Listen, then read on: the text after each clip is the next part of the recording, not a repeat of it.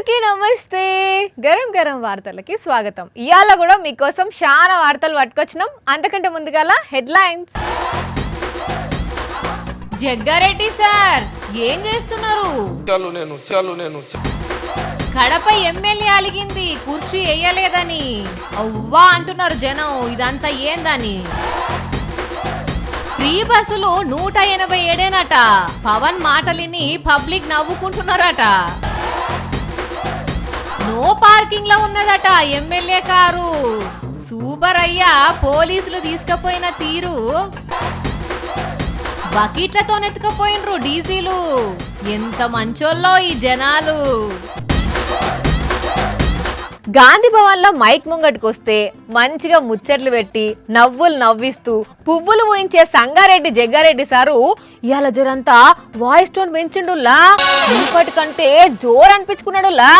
అవును, అట్లని నవ్వులు లేవా పంచులు లేవా అంటే అన్నున్నాయి. ఒక్క మాటలో చెప్పాలంటే ఇది వరకు జగ్గారెడ్డి వేరు, ఇప్పటి జగ్గారెడ్డి వేరు అంటారు పక్క. ఇంతకు ఏం మాట్లాడినరు అంటారా? నమస్తే జగ్గన్న. హోర్ని అవ్వా, ఫస్ట్ పని చేస్తాం అనుకుంటే దోమలను చంపుతున్నావేందే అన్నా? ఏందే అన్నా దోమల బయట పంపాలనా? ఇప్పుడున్న జనరేషన్ చాలా మంది తెలియదు. ఏం తెలియదు? దోమలు తెలియదా? దోమల బ్యాట్ తెలియదా? జగ్గన్న ఎంతో సీరియస్ గా ఉన్నావేందే? సినిమా స్టోరీ ఇట్లా ప్లాన్ చేస్తున్నావా? ప్రెస్ మీట్ యొక్క ముఖ్య ఉద్దేశం చెప్పవే అన్నా, చెప్పు. నేను అదే అడుగుదాం అనుకుంటున్నా. ఇక్కడ గాంధీ భవన్ కూర్చున్న వాళ్ళు కూడా చాలా మంది తెలియదు. చరిత్ర తెలుసుకోవాలనే ఈ రోజు ఈ ప్రెస్ మీట్ ముఖ్య ఉద్దేశం. నాకేం అర్థం కాలేదే అన్నా, మళ్ళా చెప్పు. చరిత్రే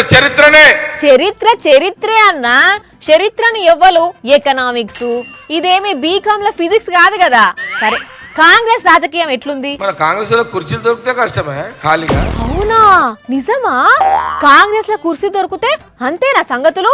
మరి ఏం చేయాలి అన్నా? కాంగ్రెస్ లో ఎప్పుడు ఎట్లుండాలంటే కుర్చీని అతక పెట్టుకొని కూసోవాలనా? అంటే కుర్చీలనే కూసోని కదలకుండా పని చేయాలి అంటవా? అంతేనా? ఆగో మళ్ళేందే అన్నా, ఏమో ముంగటేసుకున్నావు? ఇది చాలా బాధాకరమైన అంశం.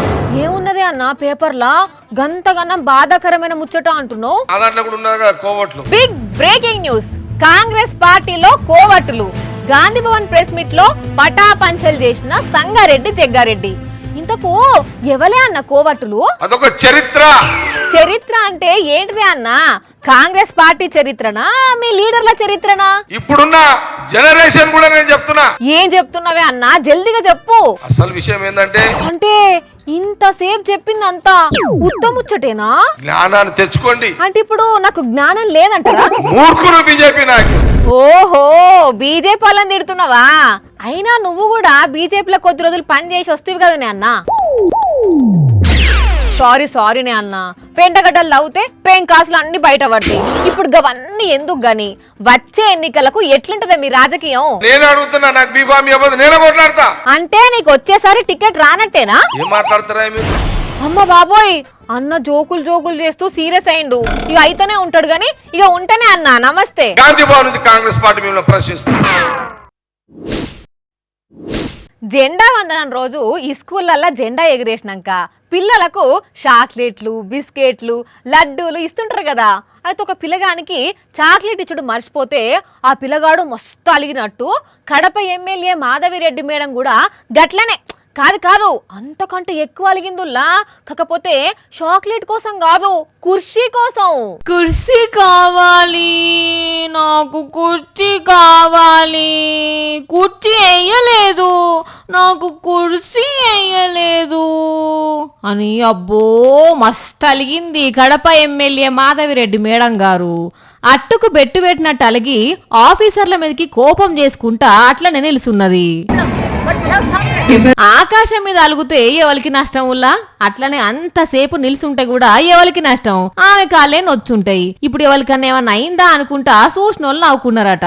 ఇంతకు మ్యాటర్ ఏంది అంటే, స్వాతంత్ర దినోత్సవ వేడుకల్లా స్టేజి మీద మంత్రికి, కలెక్టర్ కు, జేసీకి, ఎస్పీకి కుర్చీలేసిరట ఆఫీసర్లు. ప్రోటోకాల్ ప్రకారం వాళ్ళ పని వాళ్ళు చేసిరట. అయినా కూడా పిలువని పెళ్లికి పోయి ఇస్తారాకేయలేదని లొల్లి చేసినట్టు ప్రోటోకాల్ లేకపోయినా నా కుర్చీ ఎందుకు వేయలేదని ఇంగో గింత లొల్లి లొల్లి చేసి ఐఏఎస్ ఆఫీసర్ మీదనే నోరు వారేసుకున్నది.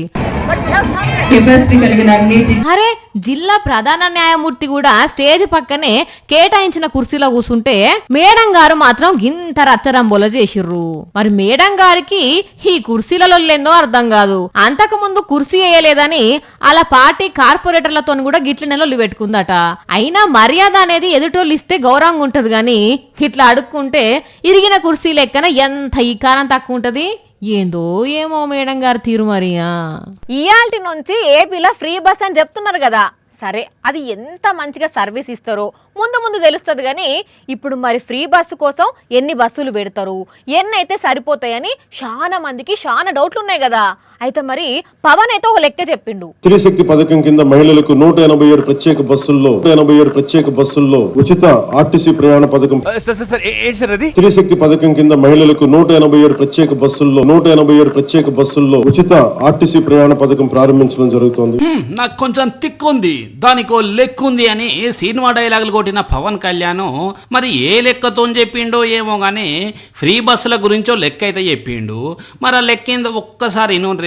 మహిళలకు 187 ప్రత్యేక బస్సుల్లో ఉచిత ఆర్టీసీ ప్రయాణ పథకం. ఏంది సారు 187 బస్సులా? ఒట్టి 187 బస్సులనే ఫ్రీనా? మొత్తం 175 నియోజకవర్గాలు ఉన్నాయి. నియోజకవర్గానికి ఒక్క బస్సు వేస్తే మీదికించి 12 బస్సులే ఉంటాయి. అంతేనా సార్? ఇక నియోజకవర్గానికి 2 బస్సులు వేసినా 350 బస్సులు కావాలి. అట్లేసినాక 2 ఏమిటికి సరిపోతాయి? అటువంటిది 187 బస్సులే ఫ్రీ అంటే అవి ఏమైతాయి? 7 సరిపోతాయి సారు.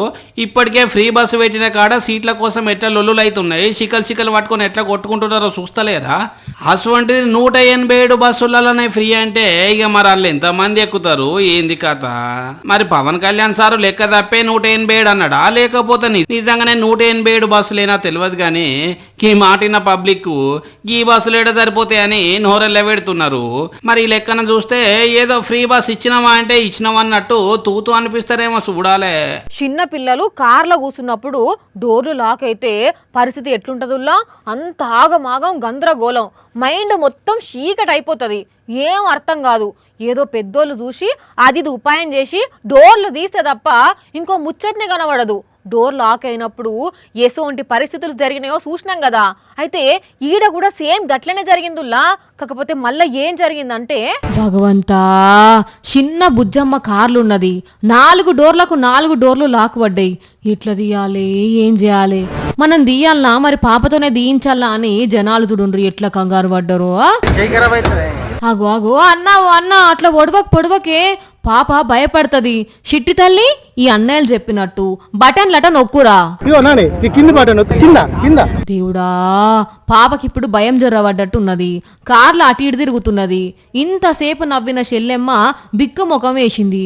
అగో అన్నేందో ఉపాయం చేసిండు. సెల్ ఫోన్లో నొక్కినట్టు నొక్కమని చెల్లెకి చెప్తున్నాడు. అమ్మయ్యా, డోర్లు తెరుచుకున్నాయి, చెల్ల బయటకు వచ్చింది. పో అగ చూడుండ్రుల్లా ఇంటోళ్ళు ఎట్లా సంబరపడుతున్నారో. చెప్పరా చెల్లె, ఏం పేరు నీ పేరు? షాన్వీనా? కానీ చెమటలు పట్టించినవురా చెల్ల అందరికి.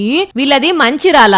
అయితే సుల్తాన్బాద్ పోతుంటే రాజీవ్ హైవే మీద ఆపి స్వీట్ షాప్లకు పోయిర్రట.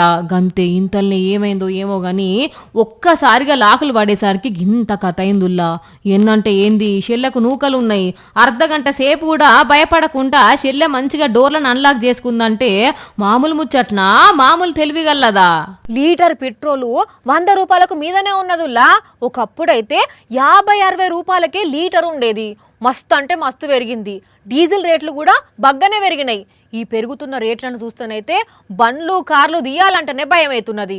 అయితే అంత ధర ఉన్నా కూడా గీడో కాడ డీజిల్ పుక్కట్లనే దొరుకుతుందట్నుల్లా.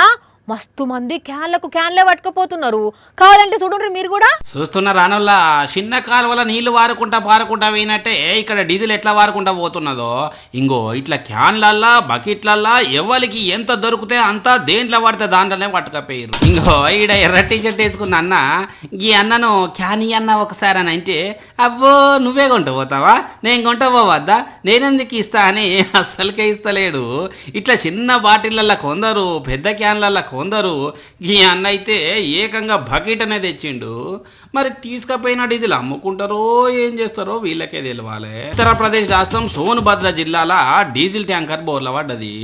దగ్గర 20,000 లీటర్ల డీజిల్ వేయిందట.